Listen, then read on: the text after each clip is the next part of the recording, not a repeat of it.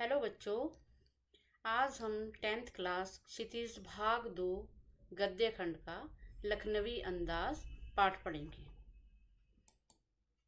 लखनवी अंदाज, इसके लेखक जो हैं यशपाल हैं। तो इस रचना के माध्यम से लेखक को यह सिद्ध करना चाहता है कि बिना पात्रों कथा की कहानी नहीं लिखी जा सकती, परंतु एक स्वतंत्र रचना का निरूपण किया जा सकता है। इसमें लेखक ने नवाबों के दिखावटी अंदाज का वर्णन किया है जो वास्तविकता से संबंध नहीं रखता। आज के समाज में दिखावटी संस्कृति को देखा जा सकता है। दिखावटी मतलब दिखावे की संस्कृति को देखा जा सकता है।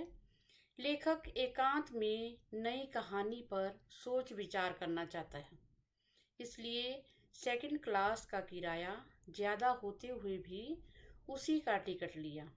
सेकंड क्लास में कोई नहीं बैठता था, गाड़ी छूटने वाली थी, इसलिए वह दौड़कर एक डिब्बे में चढ़ गया।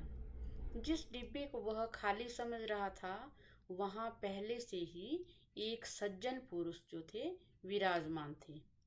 लेखक का उस डिब्बे में आना उन सज्जन को अच्छा नहीं लगा। नवाब के सामने तौलिए पर 2 खीरे रखे थे। नवाब ने लेखक से बातचीत करना पसंद नहीं किया। इसका कारण यह हो सकता है कि नवाब सामान्य से खीरे को खाने का शौक रखता था।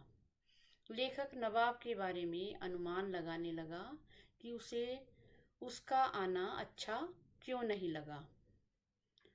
अचानक नवाब ने लेखक से खीरे के लिए पूछा, तो लेखक ने उन्हें इनकार कर दिया।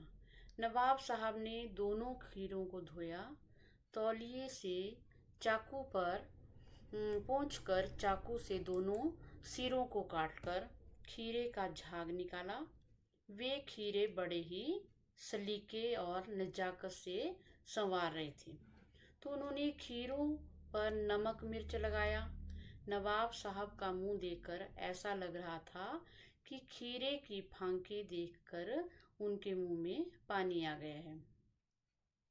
तो लेखक का खीरे की सजावट देखकर खीरा खाने का मन हो रहा था, परंतु वह पहले इनकार कर चुके थे, क्योंकि जब उन्हें पूछा गया था कि आप खीरा खाएंगे, लेकिन उन्होंने इनकार कर दिया था। इसलिए उन खीरों को, जिस तरह से नवाब साहब ने उन खीरों को सजाया था, उनको देखकर ऐसा लग रहा था कि वह उन्हें खा ले, लेकिन पहले वो इनकार कर चुके थे। इसलिए नवाब के दोबारा पूछने पर आत्मसम्मान के कारण उन्होंने इनकार कर दिया। तो नवाब साहब ने खीरे की फांक उठाई, फांक को होंठों तक ले गए, उसे सूंघा। मुंह में खीरे के स्वाद के कारण पानी भर गया था। जैसे हम कोई चटपटी चीज़ देख लेते हैं तो उसको देखते ही हमारे मुंह में पानी आ जाता है, तो उसी तरह उन खीरे की फांकों को देखकर उनके मुंह में जो था स्वाद के कारण पानी भर गया था, परंतु नवाब साहब ने फांक को सूंघकर खिड़की से बाहर फेंक दिया। तो नवाब साहब ने सभी फांकों को बार बार सूंघा और खिड़की से बाहर फेंक दिया। बाद में नवाब साहब ने तौलिए से हाथ पोंछे और गर्व से लेखक की ओर देखा, तो ऐसा लग रहा था जैसे वो कह रहे हैं कि खानदानी रईसों का यही खाने का ढंग है। तो इस तरह जो है, जो नवाब होते हैं या रईस होते हैं, तो इस तरह ही खाते हैं। तो लेखक यह सोच रहा था कि खाने के इस ढंग ने क्या पेट की भूख शांत की जा सकती है, या जिस तरह उन्होंने खाना यानी कि खीरा खाया, जिस ढंग से उन्होंने खीरा खाया, तो उससे क्या पेट की भूख को शांत किया होगा। तो इतने में नवाब साहब जोर से डगार लेते हैं। तो अंत में नवाब साहब कहते हैं कि खीरा खाने में तो अच्छा लगता है, परंतु अपच होने के कारण मैदे पर भारी पड़ता है। मैदा मतलब पेट पर भारी पड़ता है। तो लेखक को लगता है कि यदि नवाब बिना खीरा खाए डकार ले सकता है, तो वह बिना घटना और पात्रों के विचार के कहानी क्यों नहीं लिखी जा सकती। तो अब बच्चों इसके लखनवी अंदाज के हम क्वेश्चन आंसर करेंगे। तो सबसे पहले जो प्रश्न है वो है, लेखक को नवाब साहब के किन हाव भावों से महसूस हुआ कि वे उनसे बातचीत करने के लिए तनिक भी उत्सुक नहीं हैं। तो इसका उत्तर है, तो लेखक के अचानक डिब्बे में कूद पड़ने से नवाब साहब की आंखों में एकांत चिंतन में खलल पड़ जाने का असंतोष दिखाई दिया। तो ट्रेन में लेखक के साथ बातचीत करने के लिए नवाब साहब ने कोई भी उत्साह प्रकट नहीं किया। तो इससे लेखक को स्वयं के प्रति नवाब साहब की उदासीनता का आभास हुआ। तो इससे पता चला कि लेखक को नवाब साहब के जो हाव भाव थे उनसे यह पता लगा कि वे बिल्कुल भी उनसे बातचीत करने के लिए उत्सुक नहीं थे। तो इसका दूसरा प्रश्न है, नवाब साहब ने बहुत ही यत्न से खीरा काटा, नमक मिर्च बुरका, अंततः सूंघ कर ही उन्होंने खिड़की से बाहर फेंक दिया।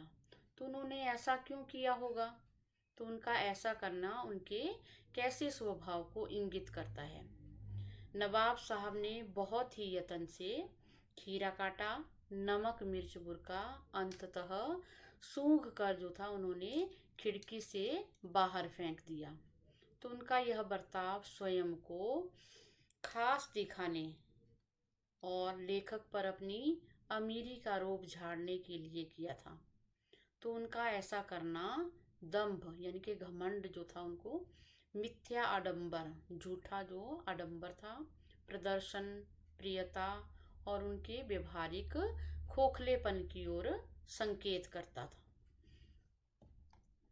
तो हमारा तीसरा प्रश्न है, बिना विचार घटना और पात्रों के भी क्या कहानी लिखी जा सकती है? तो यशपाल के इस विचार से आप कहाँ तक सहमत हैं? तो इसका उत्तर है, अपने इस कथन के द्वारा लेखक ने नई कहानी के दौर के लेखकों पर व्यंग्य किया हुआ है। तो किसी भी कहानी की रचना उनके आवश्यक तत्वों, कथा, वस्तु, घटना, पात्र आदि के बिना संभव नहीं होती। घटना तथा कथा वस्तु कहानी को आगे बढ़ाते हैं, पात्रों द्वारा संवाद कहे जाते हैं, ये कहानी के लिए आवश्यक तत्व है। इसका चौथा प्रश्न है, आप इस निबंध को और क्या नाम देना चाहेंगे? तो इस कहानी का नाम झूठी शान भी रखा जा सकता है, क्योंकि नवाब साहब ने अपनी झूठी शान शौकत को बरकरार रखने के लिए के उद्देश्य से उन्होंने अपनी इच्छा को नष्ट कर दिया था। तो उनकी इच्छा जो थी खीरा खाने की थी, लेकिन झूठी शान शौकत को उन्होंने रखने के लिए अपनी इच्छा को नष्ट कर दिया था। तो इसका पांचवा प्रश्न जो है, नवाब साहब द्वारा खीरा खाने की तैयारी करने का एक चित्र प्रस्तुत किया गया है। तो इस पूरी प्रक्रिया को जो है अपने शब्दों में व्यक्त करो। तो उत्तर है, सेकंड क्लास के एकांत डिब्बे में बैठे नवाब साहब खीरा खाने की इच्छा से 2 ताजे खीरे एक तौलिए पर रखे हुए थे। पहले तो उन्होंने खीरे को खिड़की से बाहर निकालकर लोटे के पानी से हाथ धोया और तौलिए से साफ कर पानी सुखा लिया। तो जेब से चाकू निकाला, फिर बड़े सलीके से छीलकर उसकी फांकें बनाने लगे। तो खीरे की पतली फांकों को करीने से तौलिए पर सजाया। उसके बाद जीरा मिला नमक मिर्च छिड़का और उसके बाद एक एक करके उन फांकों को उठाते गए और उन्हें सूंघ कर बाहर खिड़की से बाहर जो थे फेंकते गए। धन्यवाद।